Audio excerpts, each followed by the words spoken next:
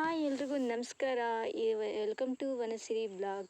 ಇವತ್ತಿನ ದಿನ ನಾನು ನಿಮಗೆ ವನಸಿರಿ ಫಾರ್ಮಲ್ಲಿ ನಾವು ಬೆಳೆದಿರೋಂಥ ಅವರೆ ಗಿಡ ಮತ್ತು ತೊಗರಿ ಗಿಡ ಮತ್ತು ಮೆಣಸಿನ ಗಿಡ ನೋಡಿ. ಅವರೆ ಗಿಡ ಎಲ್ಲ ಹೂವಾಗಿದೆ, ಈಗ ಹೂವು ಆಗ್ತಾಯಿದೆ ನೋಡಿ. ಇದು ಬಂದು ತೊಗರಿ ಗಿಡನೂ ಅಷ್ಟೇ ಎಲ್ಲ ಈಗ ಹೂವು ಆಗ್ತಾಯಿದೆ.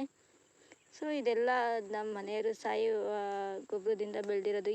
ಯಾವುದು ಯೂರಿಯಾ ಆಗಲಿ ಆ ಥರದ್ದು ಒಂದು ಏನು ಬೇರೆ ಗೊಬ್ಬರ ಹಾಕ್ದಂಗೆ ಎಲ್ಲ ಸಾವಯವ ಗೊಬ್ಬರದಲ್ಲಿ ಹಾಕಿರೋದು. ಗಿಡ ತುಂಬಾ ಚೆನ್ನಾಗಿ ಬಂದಿದೆ.